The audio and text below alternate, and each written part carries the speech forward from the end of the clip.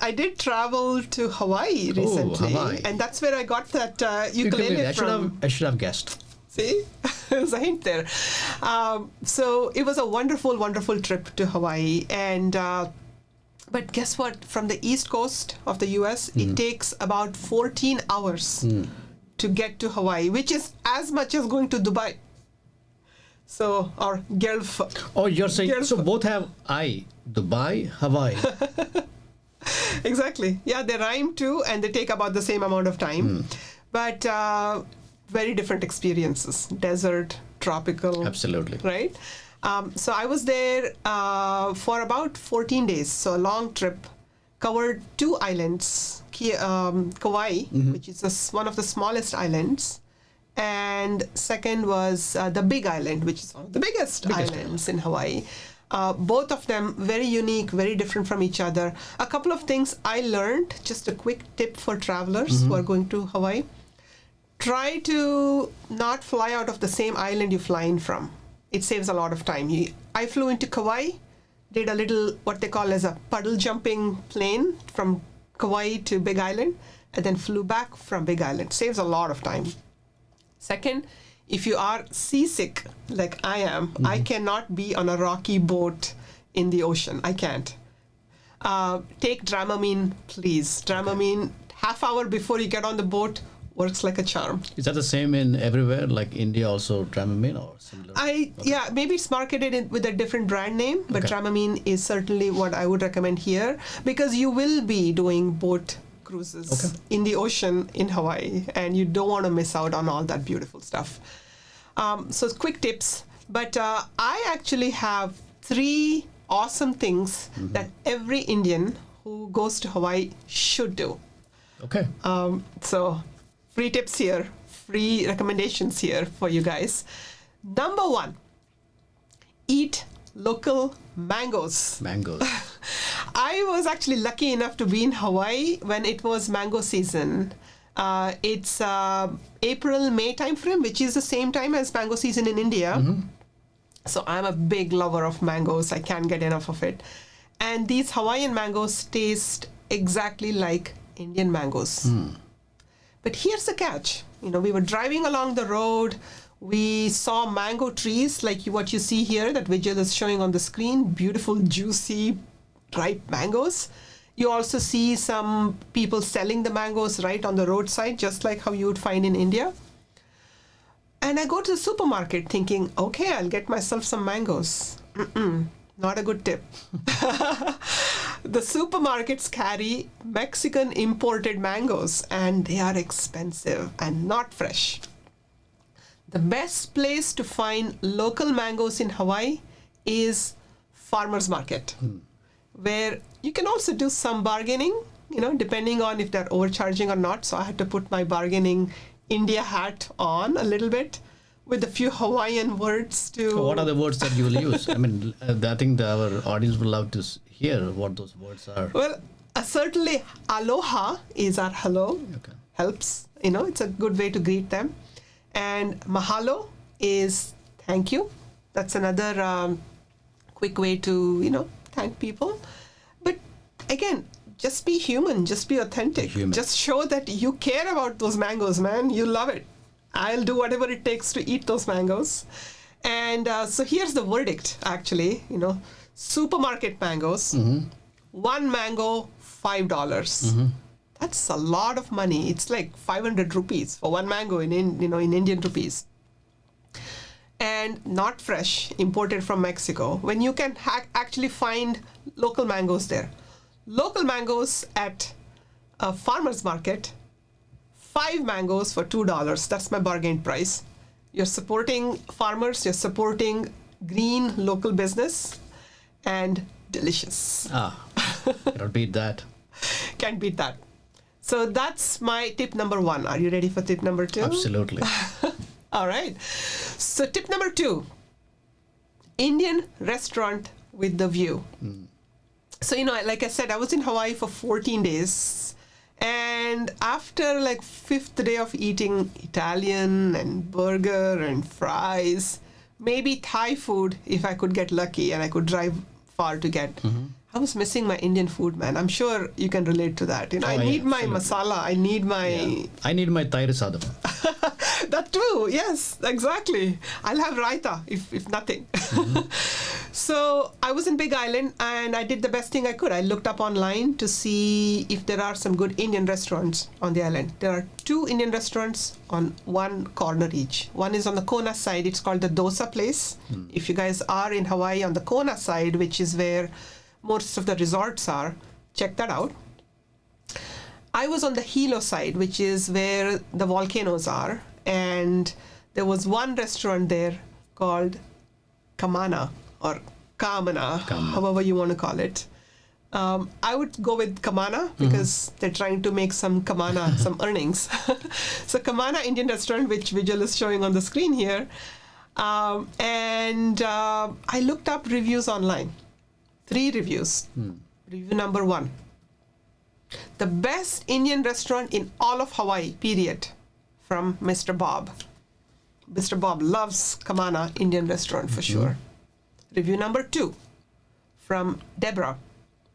The best mango lassi and samosas I have ever eaten. Okay. And of course, Deborah loves her mango lassi and samosas, which I would not order in an Indian restaurant. Yes. I need my thair sadam fix, obviously. And as I would not order chicken tikka masala or butter chicken, of those. Right. Number 3 from Miss Bhanu, who says, worst. Wait. Exclamation. Did it say worst or worst? I think you said it better. Okay, if you say worst, don't go. Okay, so I'm in a fix. Bhanu definitely sounds Indian.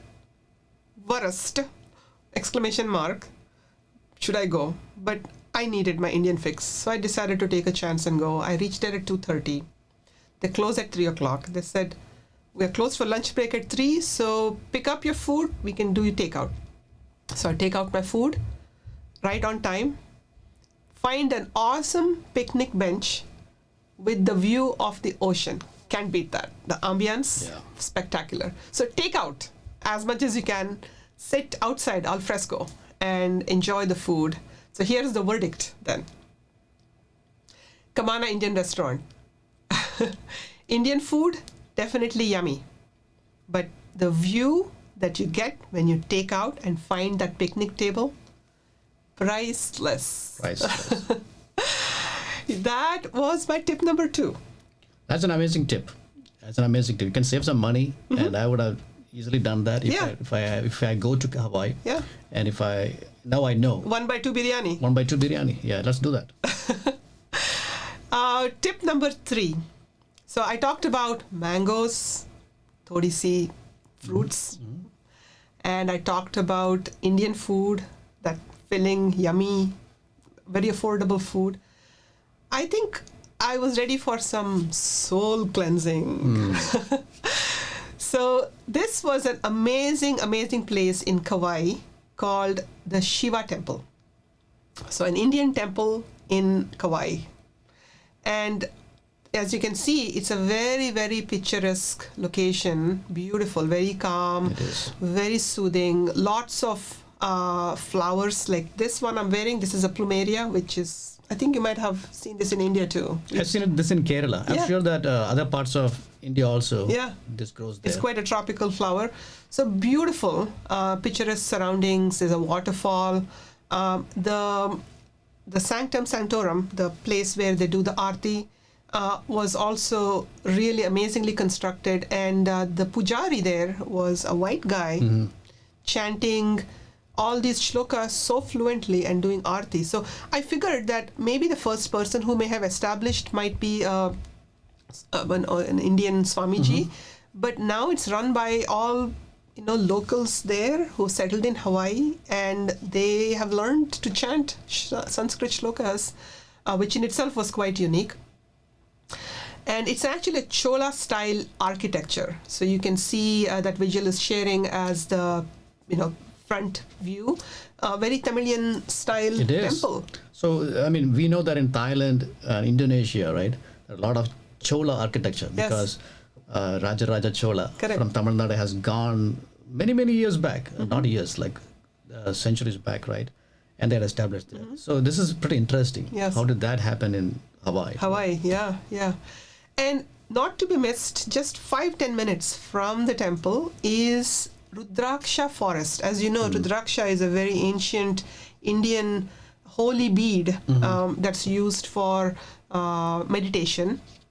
And this Rudraksha forest is the only one on the Western Hemisphere. Outside of that, you'll find in the Himalayas. So a great place to see something that's so rare, naturally growing in Hawaii. And again, another serene, picturesque place.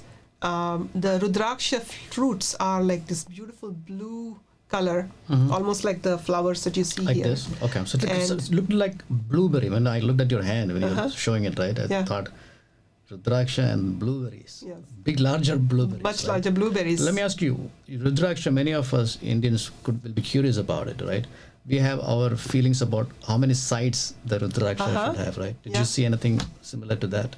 I think the Rudraksha there, most of the trees had those five sides to it. But and you can actually take it if you want. Nobody's restricting you from taking it. Now, I don't know about the restrictions bringing it back to the mainland. Okay, yeah, that's but right. they don't really restrict you from taking those. Which is good. But the gift store also sells other faced Rudrakshas, many other faced. How much would one cost, just for sample, so people can? I have no idea, Jiju. I know that Rudrakshas do cost a lot of money if it is, and I'm not even sure if I'm saying it right, 8-faced can be there. It's very costly as well as very auspicious also. Yes, it is. Yeah, and the prices are exponentially higher for the multi-faceted ones. So there you go. Paid puja and enlightenment puja, all, and temple puja. And the verdict for the temple is cost to go to the temple, $0. It's literally free, unless you want to, give some donation to the temple, of course. And the Rudraksha forest is also free, like I said.